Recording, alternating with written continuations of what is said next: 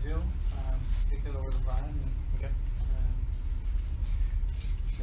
Share a little bit about yourself, and then let you jump right into your presentation. Sure. Yeah, so I worked about 18 years in aerospace manufacturing. That's where I got all of my background in process improvement.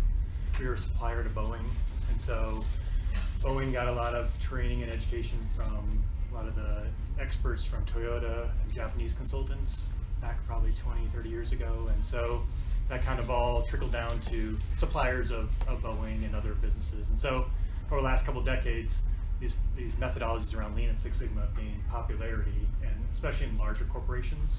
How many of you have some familiarity with the concepts or have taken classes, or Deborah, I know, yeah, a few of you. So okay. So I'll go through just a little bit of background on those, and then show how I've seen that there's a strong connection between these techniques and sustainability efforts, and then just a couple examples, some of the work I've done in the past, and then hopefully open up for questions. Also have a little exercise we can go through and try to identify waste and inefficiencies in a process. So hopefully it'll be somewhat fun, not just me talking the whole time. I'm also the president of Recycling Advocates, which is a nonprofit here in town. They've been around about 30 years. They've been involved in a lot of efforts around the bottle bill and recycling infrastructure, master recycler program, things like that. So kind of putting my foot into the nonprofit world a little bit as well. Not only just supporting them with some of these efforts, but also trying to figure out how to run a nonprofit. So that's been a very interesting challenge the last few years. About my organization, so like I said, I was in aerospace for a long time, and I had an idea of wanting to go and do consulting on my own, especially as I started noticing that sustainability efforts can be improved with some of these techniques, maybe a little bit of tweaking here and there, but it's kind of a ripe opportunity. And so I look at sustainability from the triple bottom line approach of people, planet, and profit. And so there's a group in town called Lean Portland that I also work with. It's a volunteer group, and we work with nonprofits to implement some of these techniques. And then also just trying to look for examples of people doing these improvement techniques around the environment, and trying to collect those up and organize them and share that information with people. So try to build like a resource of websites that have all this information kind of in one spot. So, but the bigger goal of what I'm kind of looking at is, have you heard of the UN Sustainable Development Goals that came out quite a few years ago, but they've kind of rebranded them a little bit last couple of years. So there's 17 goals that they have around sustainable development around the world, and just trying to link a lot of the activities going on to those efforts. So the City of Portland does a lot of work, is doing a lot of work now with wasted food. If you've heard of that. That fits into some of these issues with access to food and quality of food and things like that, and the environmental impact of food. And then locally we have Climate Action Plan for Multnomah County. So trying to link up, okay, what am I working on? How does it pertain to global scale UN goals, and how does it pertain locally here to the Climate Action Plan? Just making sure people can see the connection there, and make sure I'm not working on something that doesn't fit in there somewhere, because it's hard to get some support for those efforts if it doesn't link to something. So that's kind of my bigger goal. And so a lot of it's just kind of education outreach on what these concepts are for people who aren't familiar with it. So this term lean, the people who developed it don't think it's the greatest word they could have used.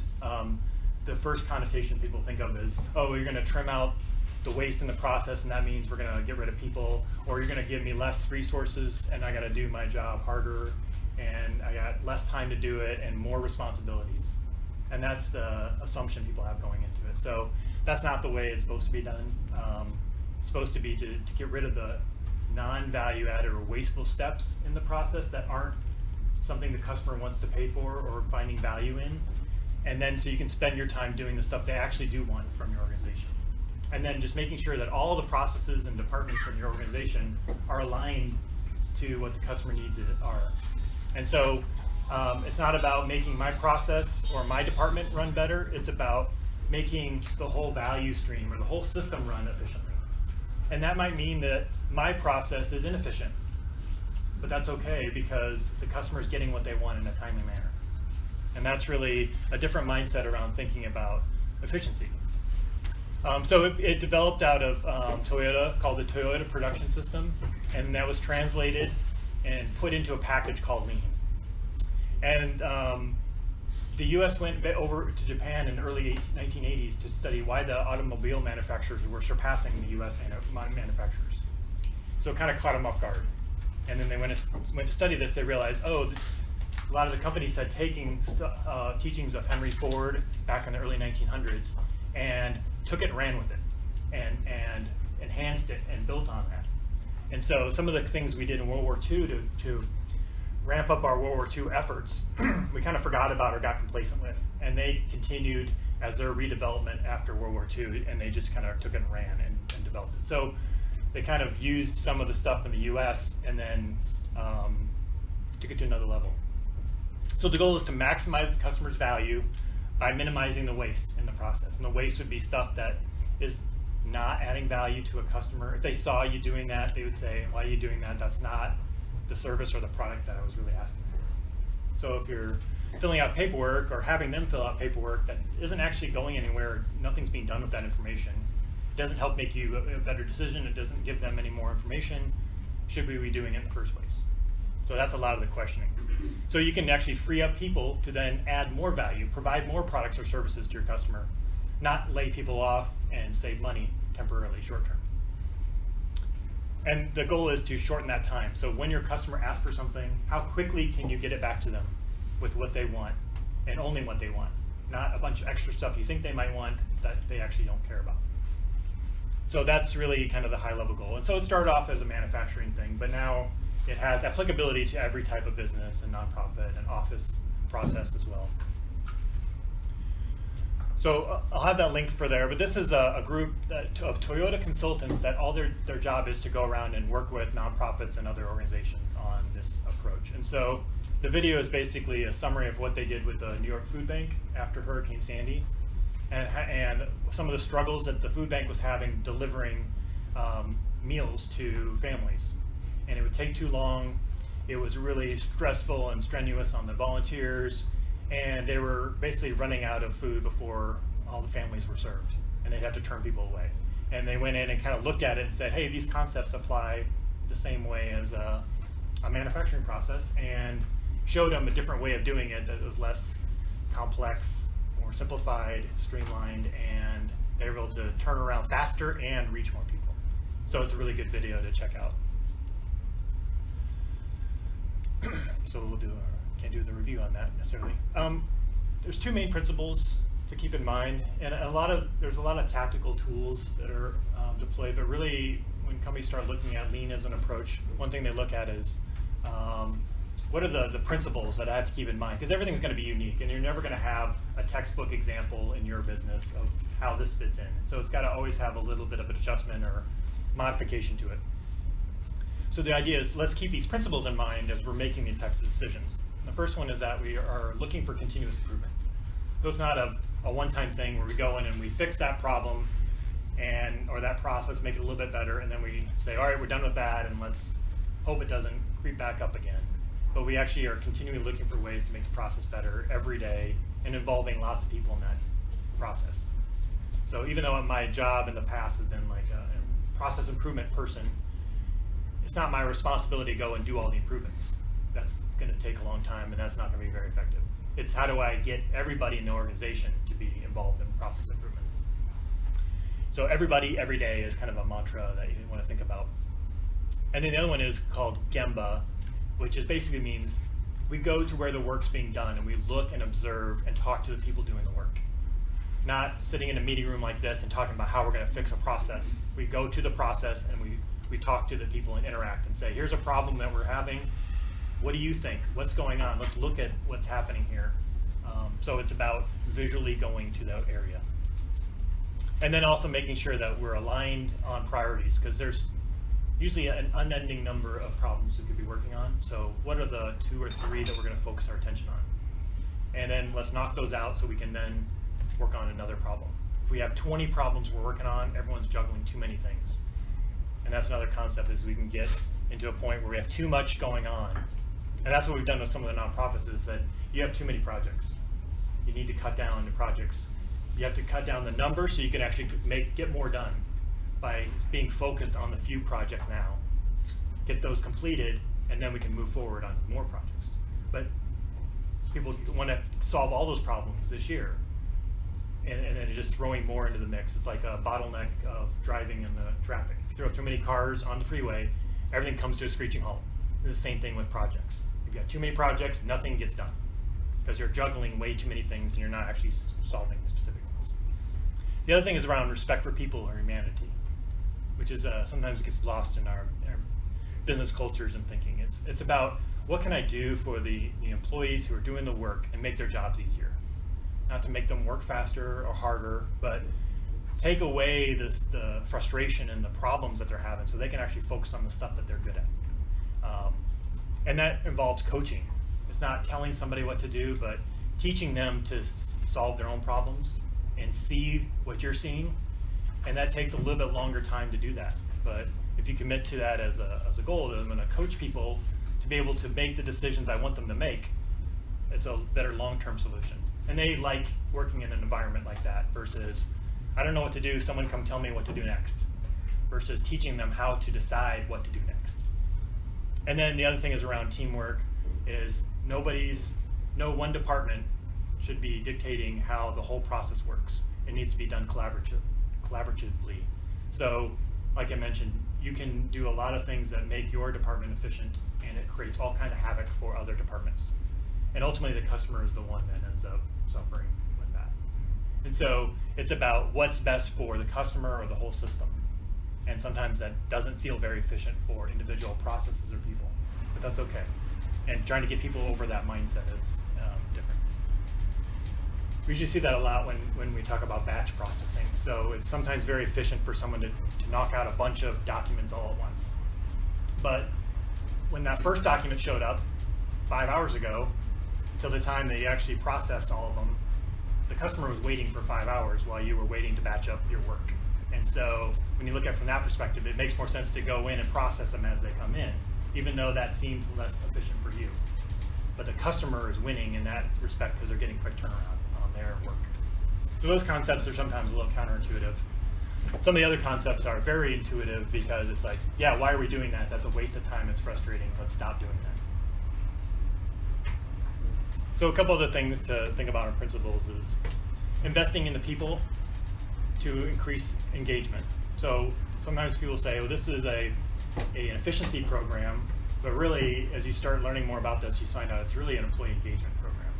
It's about how do you get the employees to take ownership and have the skill set to be able to solve the new problems that are coming up and not rely on their manager or bosses to tell them what to do. We define value in the customer's eyes, and then everything else kind of gets defaulted as this is something maybe we could quit doing or waste or eliminate. We look at the value stream, that's just all the way from when the customer requests something all the way to when they get what they wanted. That timeline, when you start looking at how long it takes from their perspective, is pretty shocking sometimes from their perspective, how long they're waiting on the process. Because individually it looks like, well, I only spent an hour on it, and the next person only spent 30 minutes on it, and the next person only spent 45 minutes. So they're spending a couple hours total, but it's weeks before the customer gets it all the way through those processes. And so we start by mapping out the whole picture, and that's really eye-opening for people. It's the handoff between the processes and the departments where things get lost. So once we start working on something, the goal is to finish it all the way through. Don't partially work on it, set it aside, get it completed, and moved on to the next step. That's where we see sometimes things get hung up.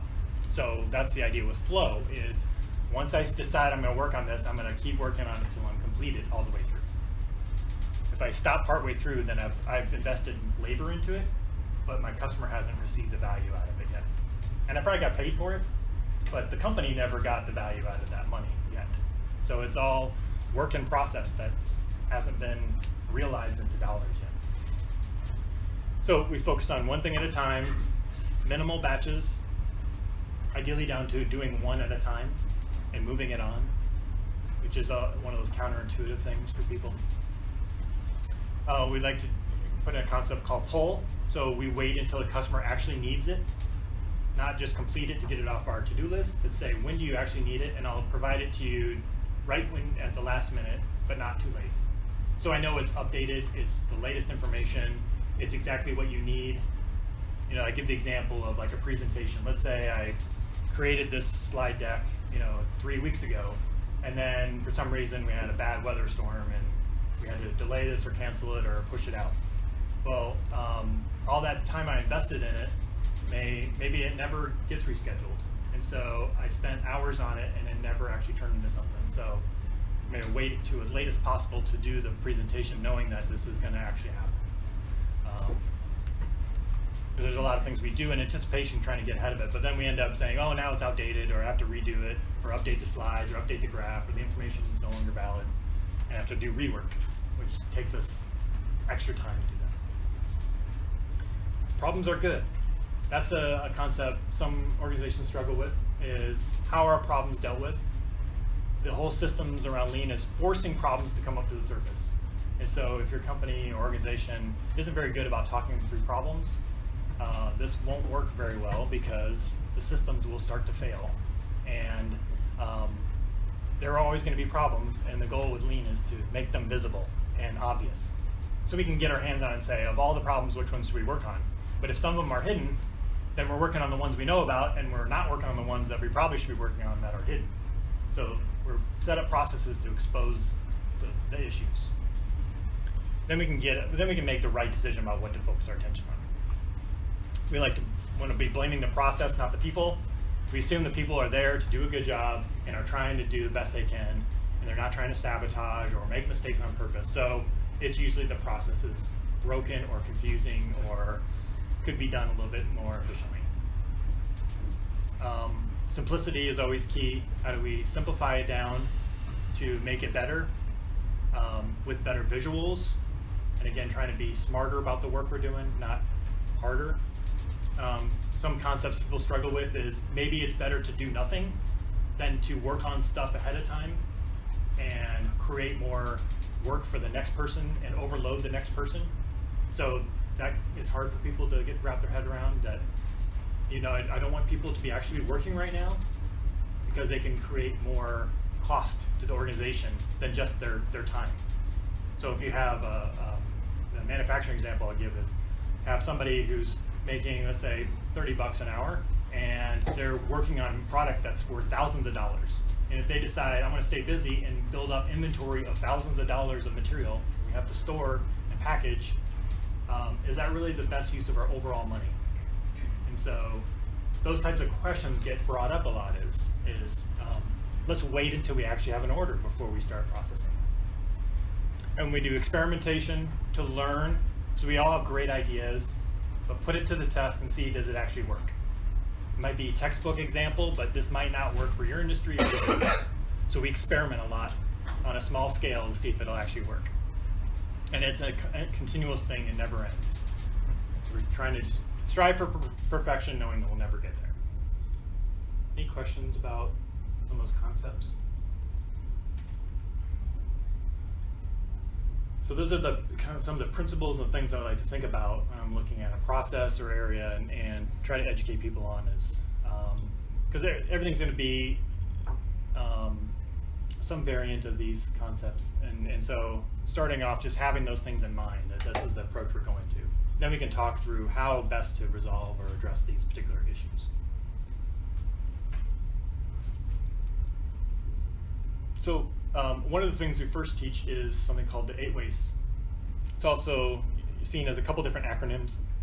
This one I use is called Tim Woods, just as a way for people to try to remember the different types of waste. So when you see transportation of things moving around, that usually doesn't really add value to the customer. It's time that we're carrying something or processing or sending something around, but it's not actually getting closer to the customer at all.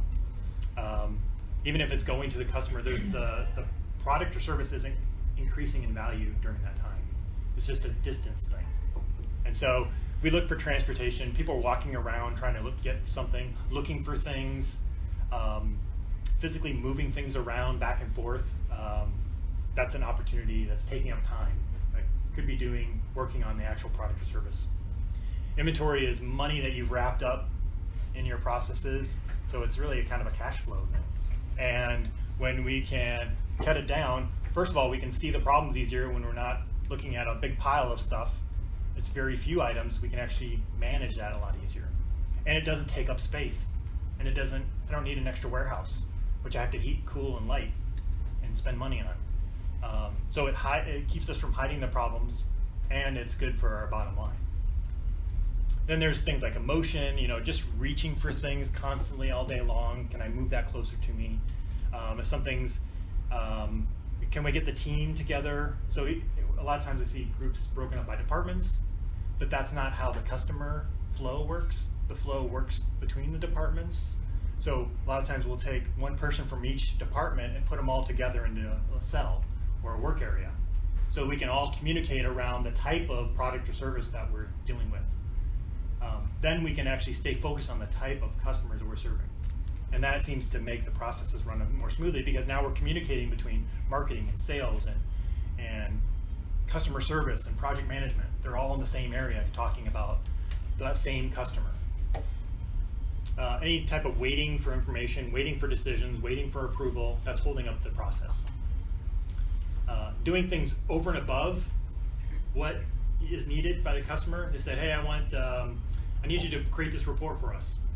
And then you add in 3 extra pages and 10 extra graphs to it, thinking they'll really like these. And they just look to the first tab and say, thanks, that's all I needed. And all that time you spent making the other fancy stuff they don't care about or use. So is that really a good use of your time? So you have to have good discussions with your customers about, some of the great examples I heard where finance would have reports that they were putting out. And some of the questions they say is just, don't put out the report this week, and then let's see what happens if anyone calls or asks for the report. And more times than not, nobody called, nobody asked for the report. And so they said, I spend 4 hours a week on this report, and nobody's reading it. So they go talk to them, and they said, well, yeah, the information you used to get on that report, I can get it now. I have access to the system. I just go in there, pull it when I need it. So I just delete your emails, or it files it away. And it's really heartbreaking for them at first, and then they realize, well, that frees me up to do something that is valuable. So just talking to your customers and finding out, how much of this do you actually use? Overproduction would be, I'm anticipating that they're going to order something or buy something, or that these orders are going to come through, and I'm going to start working on them now, even though they haven't actually come through. And so what it's doing is it's taking away time that I could be doing on stuff that actually is needed, and I'm working on stuff that might be needed in the future. And then that creates a bunch of other wastes in the process. And then if we have mistakes and defects, that's going to slow up the process as well. So those are errors and mistakes that now I got to go back and fix those errors, and that takes time out of the process, and that's very inefficient. And then we also have skill issues where we don't have the right people in the right jobs, or we're not utilizing their knowledge and their experience as well as we could be. So are we pulling that knowledge out of them, or we just say, hey, go to work and stay busy and keep your head down? Or are we saying, what ideas do you have? How can we make this better? What improvement suggestions do you have? How can we help you implement those solutions? That's a better use of their skill set. Or how do we get you into a position that you really want to be in, even though you joined us in a different position just to get your foot in the door? So how do we help you transition there? You're more likely going to stick around and stay with the company if that's the case. So those are different wastes. All these wastes also have an environmental impact. And so whether companies are doing this intentionally to try to reduce environmental impacts, sometimes just by focusing on process efficiency, they're going to accidentally get some environmental benefits. So it's kind of two approaches you could do it. A lot of the organizations that are, Geek corporations and sustainability at work certification companies, they might be focused on actually reducing environmental impacts, but even if there are other companies that aren't really focused on that right now, they might accidentally get some of those benefits. So that's kind of a nice thing about it, is the side benefit or indirect improvements that you might generate. So we're going to watch a video of how to make a pizza, and then I want you to look for waste and inefficiencies in the process based on the Tim Woods analogy. And I didn't give you a real deep discussion on each one, but you've got a handout on there. So those are the different wastes, and a quick description of them. And then as we go through the video, if you can just jot down what you see. What did you notice? The balls of the dough, or yeah. Well, there was flattened ones too. The flattened ones that I was thinking about, because those dough balls have to rise. So yeah, that takes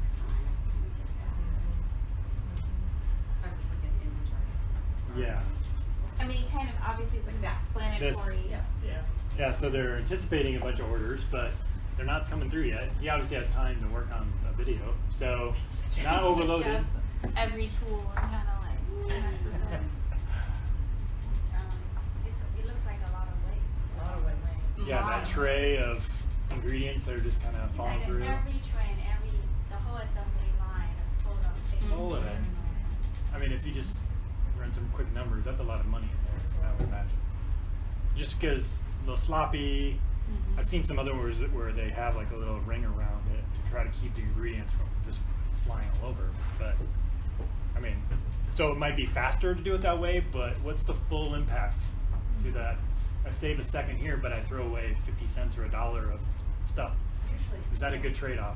Portion control is huge in the food industry. Yeah. So I'm surprised they don't have a pre-measured thing. Oh, they do. He's not necessarily using them. Yeah. So why isn't he? Yeah. Why isn't he using them? What's the problem with it? Is it difficult to handle? Is there not reinforcement on the tools? Is he not been trained on how to use them? There's a lot of things. We don't want to necessarily blame him at first. But there's probably process things that are broken that could be reason that he doesn't want to use it, or he was told not to, or someone said you don't have to do that. Don't worry. So yeah, some of it just goes back to the process and the reinforcement there. But other times it's lack of the training. They threw him in there. He learned from somebody else who was there. He got trained, nothing formally trained there. Things like that. But yeah, here's the overproduction example of just all these waiting to go, and then these are going to have to be fixed and cleaned up because they're starting to rise and spread out and fall, and maybe they break off and have to be put back together and redone. And so, and there's someone spent time doing that when they could have maybe been helping out some other orders or helping out the cashier, clean up, yeah, something, cross training, but yeah, how many of those trays of dough balls are necessary for that day? Is it the right amount or not? Inventory isn't necessarily always bad, it's just we want the right amount of it. That can keep us going for the time period we need it for. And not too much and not too little. So those are some of the things to look for, but a lot of these have environmental impacts that go along with that. That tray of ingredients, if it just gets thrown in the trash, it goes to landfill, and that creates methane emissions. And there's cost dollars that's going out the door with that. So those are the types of things you start to look for, and as you start practicing looking for waste, you start to get better at that. Just a couple other examples. Worked in manufacturing. You see all these different carts. That was a problem. It was cluttering up the area. It allowed people to work on lots of different projects at once because, hey, I found a cart. I'll just start a new project because this one's having problems. And again, it hides the problems and allows you to work around the problems instead of stopping and fixing the problems. And so we went through and did some cleanup work and made parking spots and said, we only need this many based on our process, and this is where it goes. And if it's not there, that identifies a problem. It's visual. And we also realized we had 24 extra carts that we really don't need. And they were going to go through and actually reorder new ones because they weren't they didn't have the right requirements on there for electrostatic discharge. And so they were going to have to order new more, and they had a purchase order for 54 carts. And we went in and said, still a lot of carts, but now we only need 30. And so there was $10,000 in cost savings right there. And if you look at the environmental impact of the material, that's all that processing didn't have to take place for those carts. And a lot of that is inefficient. They said it's 20 times more material at the beginning before it ends up in the product. So when you start out here with material, and only 5% of it actually ends up in a product or service.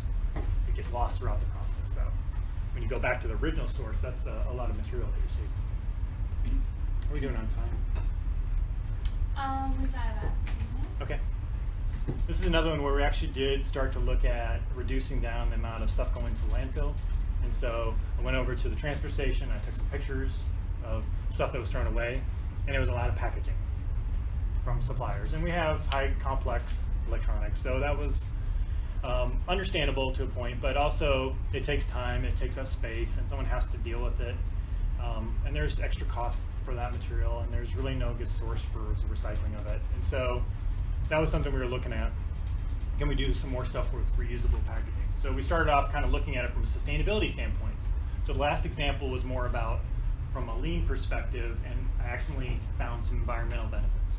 This one would be we're focusing on environmental or sustainability efforts.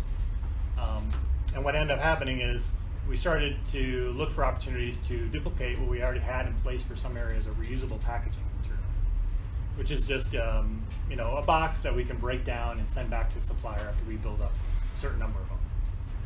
And that sounds good, and there's a little bit extra cost to send back the product, but we don't have as much packaging, and it's actually easier to unpackage the material when it comes in, because you don't have to have as much of the things wrapped up and taped up and bubble wrapped. And we ended up spending a minute or two cutting off the tape and taking it out of there. So, but from the lean perspective, we actually got a benefit because that empty box became a communication back to the supplier of how much we're actually consuming, not what we forecasted or what we scheduled, but the actual usage. What if we run into a problem and we don't use that product for 3 weeks? It told the supplier, don't make any more. Hold off, go do something else, work with another customer in the meantime. We don't need any more material. Even though we forecasted, even though we told you we're gonna need it, we're running into our own problems. And the box became the trigger system and the communication back to them.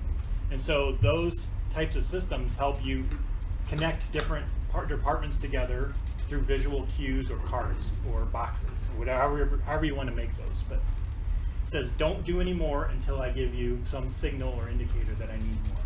And if you don't get it from me, go work on something else. So those are, it's called a Kanban system, and that's one of the tools of Lean. Also did a focus on electricity reduction project in the building, and so we pulled data, looked at all our facilities. This one is our headquarters. That doesn't work. You can see that was a big opportunity for energy usage. The blue is electricity, the red is gas.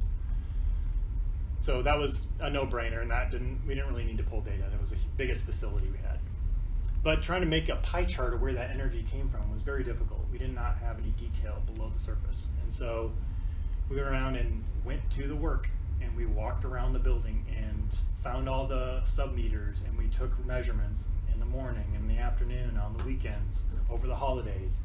And we tried to piece together very manually what that looked like. And it took a lot of time, but it was some of the valuable information that at least pointed us in the right direction. It says, here's where we should focus in this huge facility.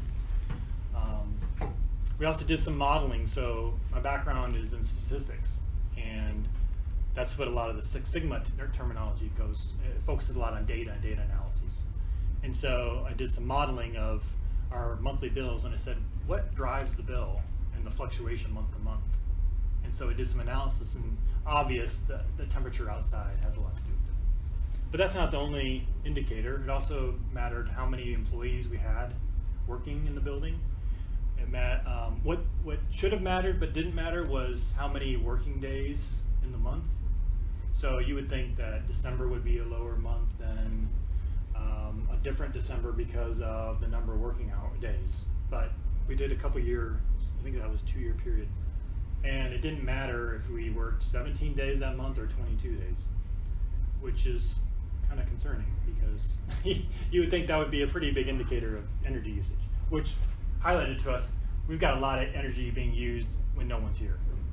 And that focused us on what's running on the off hours. Well, it's heating and cooling systems, some lights, maybe computer monitors, but security systems, all those things we started to brainstorm through there. And we uncovered that the air handlers and the system was set up to run 24/7 in case somebody came in. Because that's easier and it's just simpler and there's less to manage. But we did some studies and looked at each area and tried to figure out what their actual employee work hours look like. So we did surveys, and we also did badge swipes to kind of match that data up to see. They say they work till 9 p.m., but everybody's gone, it looks like, by 7. I don't see any more badge swipes. They say they come in the weekends a lot, but there's 1 or 2 last couple months. It's really not as prevalent as we want. So we tried to get some actual data with our user input. And the key thing with that was not only doing the study and getting some concerns addressed early on that says, if we're going to do this program, what are your pushbacks or concerns? But we also gave them an override button that would allow them to have 2 hours of normal room temperature if they come in and they're not comfortable in the warmer temperature in the summer or the cooler temperature in the winter. So that kind of helped with the change management part of this, which is a big part of improvements. How does it stick? And then the local group here is called Lean Portland, and we've been working with some nonprofits like Free Geek and Rebuilding Center and OEN and social venture partners, and just trying to help them understand their processes, map their processes out, apply some of these concepts. I think I've got, yeah, this is Free Geek. This is what they were doing. On the left is how they're processing mobile devices, all the iPhones and smartphones and iPods, and it was surprising what stuff still comes through there. iPhone 2s, stuff like that. So they kind of had their own system, but there's no way I could figure out what they were doing from that. And it was disorganized, and where did I put that tool, and who took that, and where's that cable, where's that charger, where's that adapter? It wasn't really organized. And so 2 things we helped them with is just clearing out the clutter a little bit and coming up with a little bit more organization. The other thing was just figuring out, what do they have? It was in boxes that they would come up from the donation area and drop off. But they didn't know how many iPhone 4S's they had, how many iPhone 6s they had, how many iPhone 2s are there. And the sales guy would say, hey, we're getting demand for, these items. Can you process them? And they said, well, if we find them or run across them, we will. Now they could at least say, we've got 2 of them, we'll process them right now. So again, connecting the actual customers with the process. And so that was kind of a first step. We have a lot more work to do there, but it just starts to get the process a little more structured and under control. A lot of it is maybe simple organization stuff, which isn't complicated, but we're just trying to give them time, set aside time to focus on it. They know it needs to happen. They know it's disorganized, but they just need some guidance, and that's what we provide in a lot of cases. So working with nonprofits, a lot of this discussion has been around how do I best utilize the volunteers? And so to make those processes simpler and require less staff time to train people, and but not create an environment where they feel like they're working in a factory. They want to help the mission, and they know they have to do some of the work to help the mission along, but there's also, they're there to volunteer. And if they don't like the experience, they're not going to come back, and that doesn't help the nonprofit at all. So we have to create a work environment that is flexible, but also has minimum amount of work that does have to get done, so that they do come back. And then our Lean Portland team, it's been nice to have backups, because with a volunteer group, things happen, people change jobs, they get big projects, they can't overload, they have family issues. And so if I was to just go off and work with that group, it's very risky, because if something happens, I just disappear. Whereas if we have a team now, we can at least say, someone's going to come in and fill in for me and try to keep the ball rolling and moving forward still. So that's been really nice.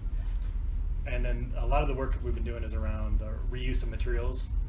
And like in a traditional company, you decide what you're going to order. And in the donation world, you just get what you get. It just shows up. And so you can't really control that, but you have to be flexible and adjust to whatever you receive in.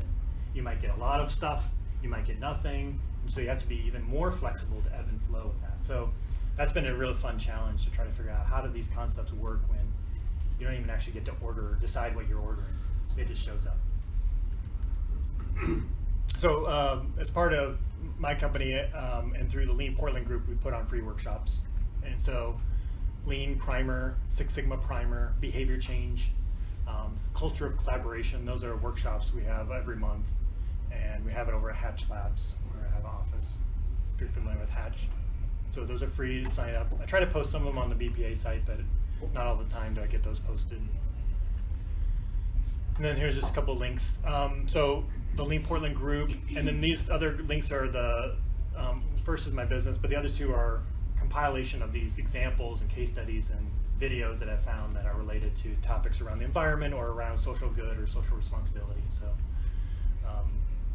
and then I've just finished up a little book. So if you know other people who have a Lean and Six Sigma background, then I wrote a little book to just kind of motivate people to try to get more involved in some volunteer work, or some of the environmental work at their own company, or help their company get more engaged with certain nonprofits and not just donate money or go and carry things around, but actually use their skill set to help the nonprofit so that they can actually be more efficient with their limited resources and time.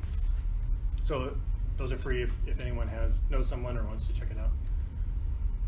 Any other questions? That's all I wanted to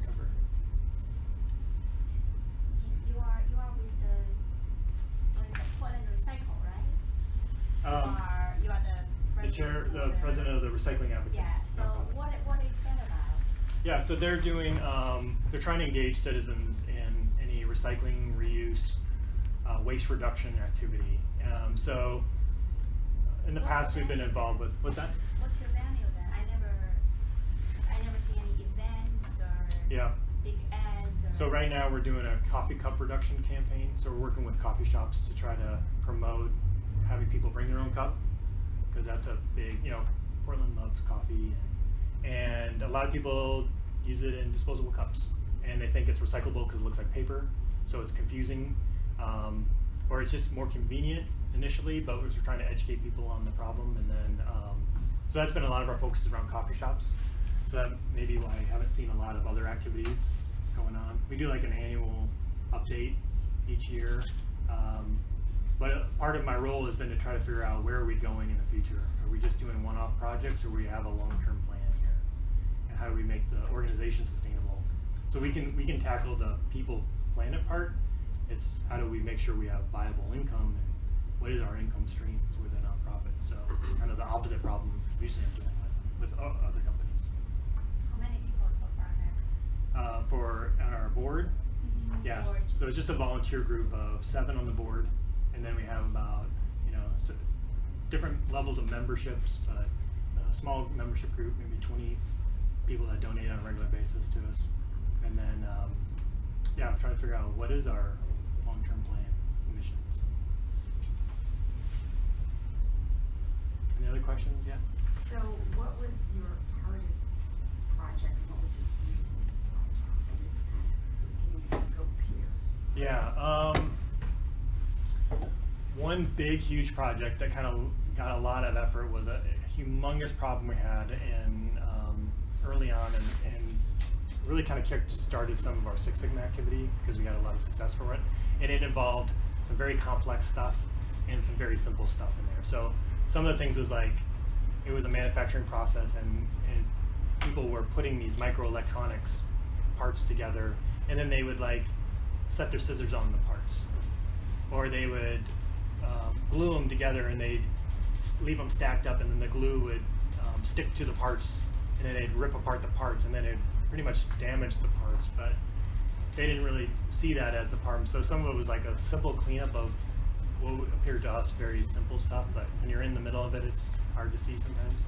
And the other part was heavy statistical analysis around that to figure out, is the specifications that the designers and the customers required realistic, or is that creating the problem that they think the specifications should be this, and it actually works better over here, and we're trying to give them the data to say, hey, if we adjust this, our yields go up, our processes runs more smoothly, we can cut the cost down, save you money, and you get a better product.